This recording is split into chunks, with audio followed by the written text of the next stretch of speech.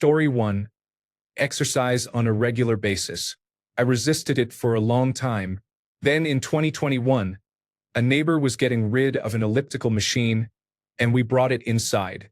I started using it regularly. My general daily anxiety began to melt away.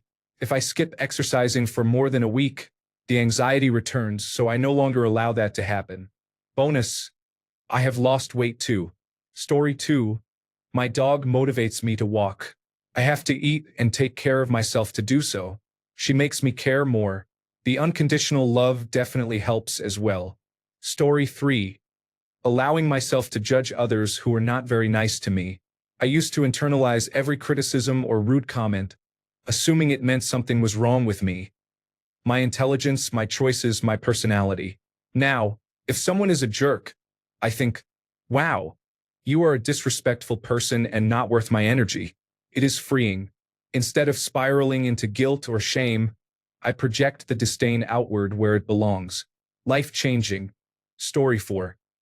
Breaking up from a toxic relationship, stopping drinking alcohol and smoking cannabis, living alone, going to the gym, adopting a cat, attending psychotherapy, feeling gratitude, and many more. For me, it is a combination of things that work together to support my mental health. Story 5. My wife. Medication. Therapy. Really, mostly my wife though. I had a lot of support from family and friends, but finding and successfully marrying the love of my life made a huge difference. Story 6. My cats make me so happy every single day. They love me, and it makes me feel so loved. Their lives depend on me, and that motivates me to get out of bed and go to work to make sure I can afford to feed them.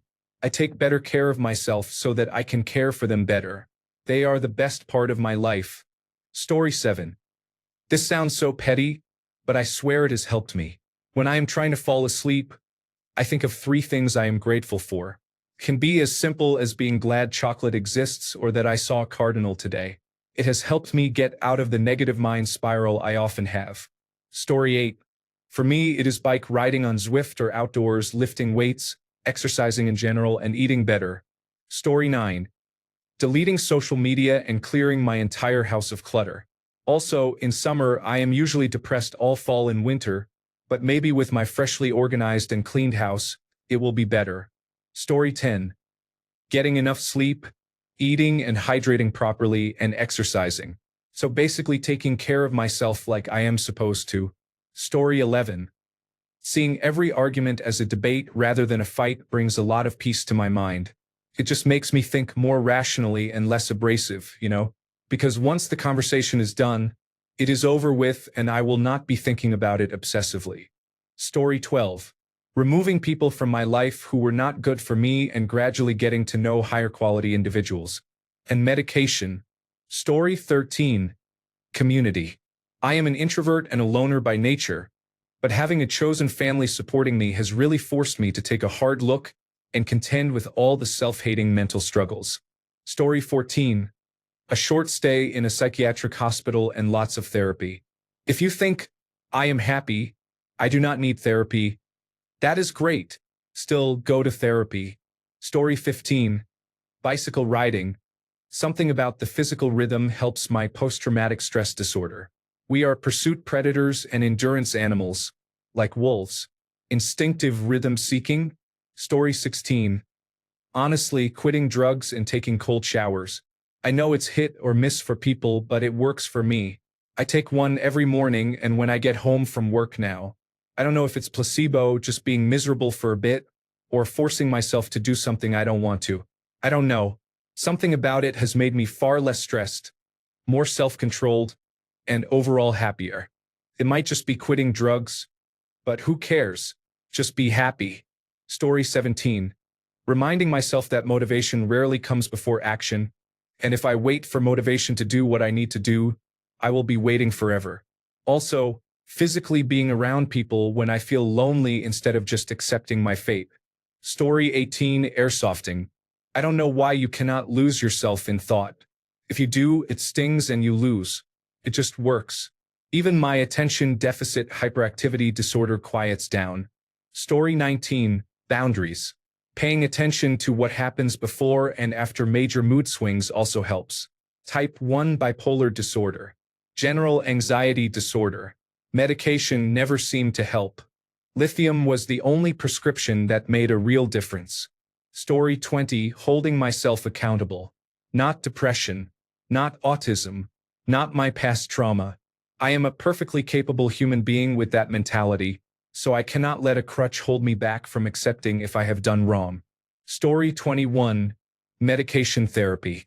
Also, realizing in 2020 how unintelligent people actually are makes me feel like a genius when I hear about COVID-19 parties. Story 22. All of my mental health issues faded the moment I had a livable wage. All my depression and anxiety were triggered by crippling financial stress. Story 23. Not having a boyfriend, not hanging out with people or having them in my personal business. I mind my own business. Story 24.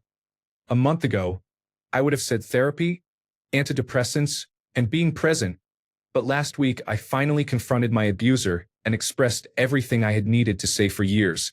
I now feel a peace I have not felt since childhood. I know this is not the ideal situation for all people who have experienced abuse, but I feel like I can live my life and be free. Story 25. Meditation. It is important to understand that in the West, meditation is often oversimplified, associated only with calmness and apps like Headspace. I highly encourage people to seek meditation teachers who are rooted in Eastern philosophy. That is where true enlightenment lies. Story 26. My children helped me find meaning and purpose in this existence. They made me shift from being selfish to selfless. It is the greatest thing to ever happen to me. Story 27. Stopped caring about what people who don't matter to me or have had a negative impact on my life actually think about me. It is really quite liberating for mental health when you start thinking, you don't like me, you talk about me behind my back to others and lie about things? Get lost. Story 28. Being selfish and setting boundaries has led me to have better friendships with people who care about me and better work environments. Prioritize yourself. Story 29. Honestly, going outside and taking walks helped a lot. I was very depressed a few years ago and couldn't get myself out of it. I started listening to audiobooks and going for walks in a nearby park, which helped tremendously. It obviously didn't cure my depression right away, but made the days much better by getting outside and exercising. I truly believe that contributed to improving my mental health. Story 30. Learning about the Enneagram and how others perceive and react to the world. For your information, therapists are worth it. Story 31. My faith and avoiding the news and social media outside Reddit. I have asked in prayer to be informed about things I should know, and I think it helps keep me from being completely oblivious while still maintaining my sanity. Story 32. Taking depression medicine and stopped watching the news. It is usually negative and there is nothing positive or good on it. Maybe there is, but I am not looking, which is why I stopped. Story 33. Go on a hike in a new environment. Find your closest state or national park and set your notifications to silent. Alternatively, try bikepacking and do the same thing while cycling. There is nothing more therapeutic than isolation within nature. Story 34. This is an honest answer, and I am going to say marijuana.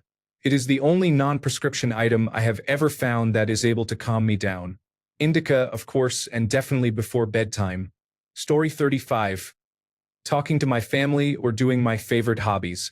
Anything to distract my mind from my lingering past traumas. Story 36. Detaching from people and social media creates space to breathe. Once you disconnect, everything becomes clearer. Your thoughts, your priorities, even the people who truly matter. Story 37. Letting people go. Sometimes we hold on to relationships that are dying and need to be ended. It is necessary to sever the connection. Story 38. I stopped smoking marijuana. I was an all-day, everyday user for about 15 years. Sleep was terrible and anxiety was level 10. It was a bit hard to quit, mostly because of the habit and routine, but now I feel much better. Story 39. Continuous birth control to stop periods. I tried antidepressants, therapy, and other treatments, but nothing helped. Between periods, premenstrual syndrome, and severe fatigue, I was losing 1/3 of my life. I am not heterosexual, so I never considered birth control, but I took it to delay a period for a vacation. Within a few days, it felt like the dark cloud that had been following me since puberty was gone. I regained my energy and focus, and the apathy and irritability disappeared. I have not had a period since, and I feel great. Story 40. Starting therapy myself before I became a therapist changed everything about how I show up in the world. Also, daily walks without podcasts or music. Just me and my thoughts. Story 41. The ketogenic diet and exercise worked wonders to stabilize me. As an added bonus, it made me muscular and well-defined, which greatly helped with confidence and self-image. Story 42. Probably meditating. Having my mind a little quieter makes doing all the other tasks a lot easier. Story 43. Kayaking. Hiking and enjoying nature in general. Avoiding social media. Removing toxic people from my life. Practicing self-awareness. Practicing self-love. Not caring what anyone else thinks about my existence unless I love and respect the person. Story 44. I stopped following a certain newscaster who promoted local tragedies. He was trying to be a good Samaritan, bring awareness, and raise money for the people. However, I started thinking too much about the people suffering, and I began to feel anxious that something unexpected might happen to me. Story 45. Reading a book I received in 2010 from Sid, now 101 years old, called How to Stop Worrying and Start Living gave me a different perspective on worrying, and I definitely started living more. I used to stress about every minute of every day. Stress about the world, family, job, and anything and everything. Now I honestly can't even remember how or what changed me in the book, but I have literally 3 to 7% of the stress I had before. I was going to say 0%, but that's obviously impossible. There is always something there in the back of your mind. But I know I care about the same things as before, including everything that's wacky in the world right now. For some reason, it doesn't stress me out anymore. Like I said, I can't even remember what it was that made me feel like this from that book, but ever since reading it, I've never freaked out worrying again. Thank you, Sid. Story 46. A combination of activities. My only social media became Reddit and YouTube. Daily activities include running with my dog for at least 30 to 60 minutes, eating better, spending less on unnecessary items, finally addressing my attention deficit hyperactivity disorder, and complimenting at least one person a day. Story 47. I've always believed that the only way is through, so I just suffer and wait for time to heal me. Story 48. Left a terrible company. My mental health was awful. I didn't realize it until it recovered, and I could look back and see how difficult it had been working for that group.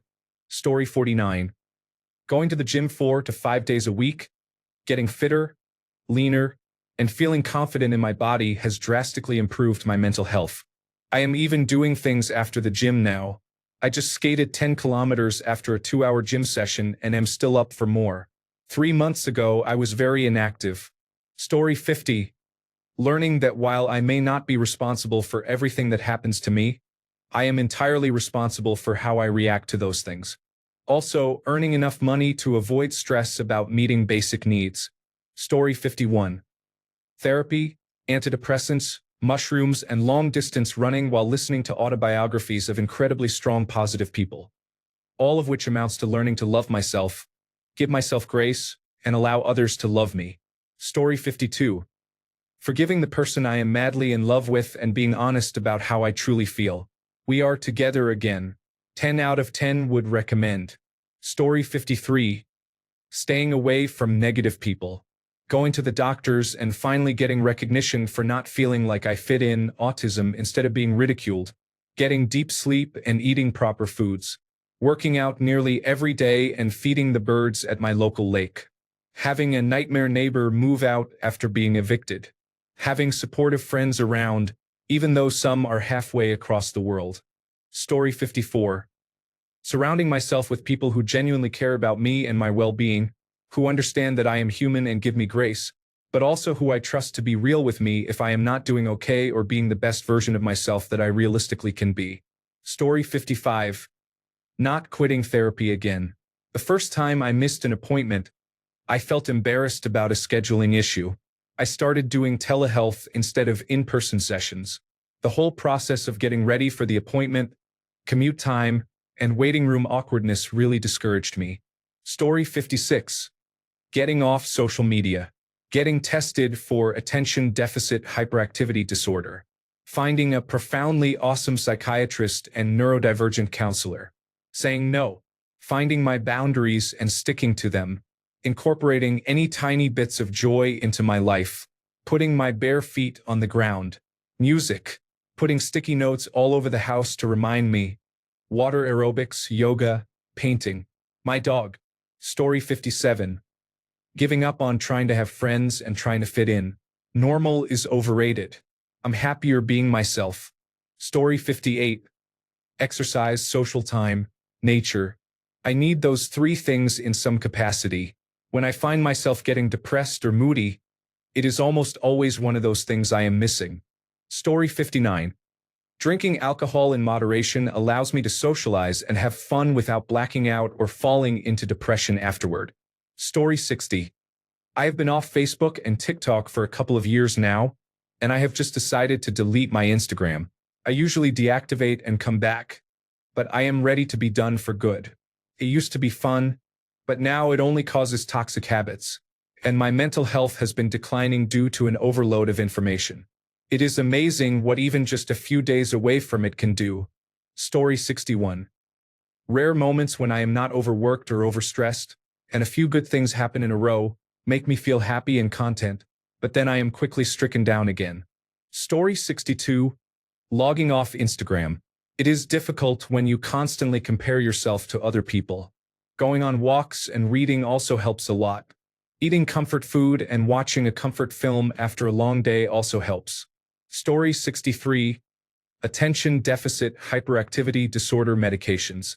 Over 30 years of sleeping 3 to 4 hours a night, anxiety, overthinking, constantly losing track of things. Pretty much completely reversed on day one. Some small side effects include dry mouth and appetite loss, but manageable. Never in my life have I felt better. I have legitimately never once woken up feeling rested, usually waking groggy and feeling like I was hit by a bus. It's an adjustment to a new brain, but even if the benefits were only the improved sleep and feeling rested, it is worth it. While I was starting to struggle with my attention deficit hyperactivity disorder, I have built a career, a happy family, and corrected as many of my symptoms as I could prior to this without experiencing behaviors seen in young people with attention deficit hyperactivity disorder, such as relationship issues, dependency, addiction, or job security problems. If you have the attention deficit hyperactivity disorder symptoms too, and things aren't feeling great, talk to a professional about medication. It may not help 100%, but the release of inner brain tension I was unaware of has been transformative. Just be sure to maintain a healthy approach to the dosage adjustment, side effects, and adapting to new behaviors. Story 64. Honestly, mixed martial arts. Getting punched and punching someone feels so amazing. I feel at my best after a mixed martial arts session. Story 65. My budgies, I watch them, and they behave like humans. They are so much fun, especially seeing them in obstacle courses. They love it. The alpha male is usually the leader and keeps watch over the flock. They are my forget all therapy. I recommend these birds. There are more than 10 million as pets in Spain, and people agree they bring happiness. Indigenous people called them happy birds. Story 66. My dogs, the biggest help, being in a healthy, happy relationship, continually working on myself and how I process my emotions, escitalopram, which helped me out of the darkest depression of my life, and most importantly, communicating my thoughts and feelings with others and asking for help when needed. Story 67. Finishing my education and not having to interact with people or have anyone around. Knowing for a fact that nobody cares about my existence versus feeling judged constantly. Story 68. Medication, reflection, sun, diet, and exercise. It was all of these. I kept adding pieces and things slowly got better. I stopped one and things got screwy. Story 69. For me, it is avoiding the news and stepping away from people who drag me down. As a tool, my employer gives me free access to a mental health platform called OpenUp. I was skeptical at first but took 3 sessions with a psychologist. These conversations were exactly what I needed when I was feeling very low. Story 70. Deleting Instagram. It has been 3 years and I do not miss it. I thought my mental health was in a good place, but deleting it freed up so much brain power that was being used for self-comparison and anxious thoughts. I am never going back. Story 71. Having jobs that allow me to be myself. I am lucky enough to be a ghost tour guide and electronic dance music disc jockey. It works perfectly for my backwards circadian rhythm, and playing music and telling stories is all I want to do in my free time too. Story 72. Living on my own. I have only been living where I am now for about 3.5 months and feel like a completely different person. I think I will keep it that way for a little while this time. Story 73. Living together with a compassionate partner. Knowing you should be kinder to yourself is not the same as being shown how it is done in context. Story 74. I stopped caring about my body weight and began eating whatever I wanted. Long story short, there is not a lot of junk food I desire, and revisiting old favorites makes me feel ill. Story 75. Tier 1. Stopped watching reels and lost weight. Tier 2. Got a job as a self-employed individual. Tier 3. Moving to a country with nicer weather and stopped smoking cannabis. Story 76. Routines. I make my bed every morning, which is a small success that gives me a tiny bit of momentum. Then I clean up my kitchen a little bit. If there is something to do in the evening, I leave it for the morning on purpose.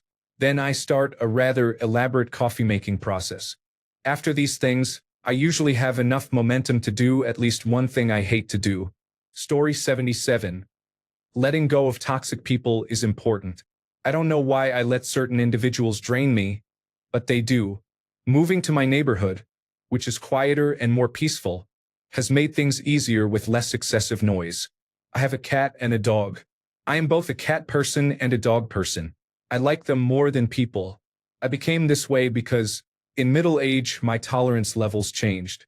Story 78. Stability. I had a difficult period for about a year, which affected my marriage and family. Now that I am back on track, everything has stabilized, and they believe in me again. Story 79. Stop trying to learn cybersecurity and do something more fun and less stressful like 3-dimensional design and animation for now, maybe as a career in the future. Story 80. Setting boundaries and learning to say no without guilt have helped my mental health more than anything else. Story 81. Practicing self-compassion. Carving out real time where I connect with my emotions and show up for myself tenderly. If you are a sensitive person who struggles with perfectionism and low self-esteem, I find it really helpful. Story 82. Getting better sleep using an automatic positive airway pressure machine. It turns out I was feeling miserable because I was not getting enough real sleep. This experience helped me understand why sleep deprivation is considered torture. Story 83. In 30 days, I went from a 27 to a 4 on the generalized anxiety assessment. I started keeping my house clean, stopped eating because I was bored, was able to do things simply because I wanted to, and stopped being so scared that everyone hated me. Story 84. Medications like Zoloft, featured in the commercials with the little gray blob, saved my entire existence and helped me get out of a bad marriage. Story 85. Microdoses of psilocybin helped me with depression from losing my mother and brother in extremely tragic ways a few years apart. 4 good friends also passed away in a short span of time. Additionally, 2 of my sisters battled cancer. One is now fighting it for a second time, and it is worse.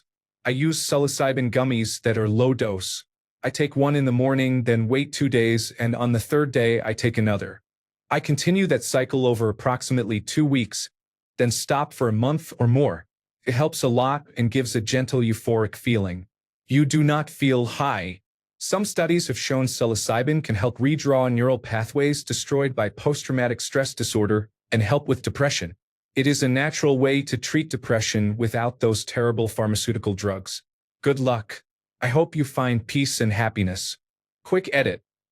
You need to take 2 days between microdoses to ensure you do not develop a tolerance to the psilocybin, as it will become less effective. This is the same reason for taking a break after the 2-week cycle. If you continuously dose, it will be less effective. Story 86. Cut out chronic internet usage. I got rid of Discord and left most online communities I was part of because they encouraged me to stay isolated. I already live alone with no intention of a partner entering the picture, so I try to be as self-aware as possible of things in my environment that are not appropriate enrichment. Basically, I work in animal care, so I treat myself like one more animal on my list for husbandry. Story 87. Realizing that thoughts are competing for my attention. I can tell the intrusive ones to get lost. That is an interesting story, but it is not my story. This has helped me overcome the debilitating fear and guilt I was raised with and helps prevent depressive spirals. We do not owe any obligation to any thought. Story 88. Cutting friends out of my life, those where it was always me suggesting getting together, the ones that didn't make an effort. Story 89. Proper medication. I was diagnosed in 2012 and have been on various medications through the years. None of them worked. Therapists did not work. Group therapies did not work. Once I got my current medication 3 years ago, the thoughts and the noise in my head just stopped. It is weird. My head is empty now, but it mellows everything out, even the good. I much prefer it to the roller coaster of emotions I had before. Story 90. Routines and remembering to get out of my comfort zone occasionally, such as saying yes when I might otherwise say no. This includes driving to the gym and just going to change and shower, or doing a light workout instead of staying home all day. It helps me remember that my mental health may not be great right now, but it does get better or has been better. Story 91. Watching the world go by. I make an effort to take time just to sit and take in everything around me. The beach, the countryside, anywhere with very few people. It is never the same, and nature has a way of being calming. Story 92. Therapy. Learning coping strategies and discussing old trauma was a significant help. Story 93. Having my children, I was restless and filled with dread, wondering what my purpose was and where to direct my energy in a meaningful way. I used to be an insomniac, but now I go to bed very tired. When I wake up to 2 little kids, I know I am needed and am indispensable to them. Story 94 might sound weird, but I stick by it. Driving, just going for a cruise, is my own venting box. The drive requires focus, and music provides great distractions. I told my therapist that my steering wheel probably knows me better than I know myself at this point. Story 95.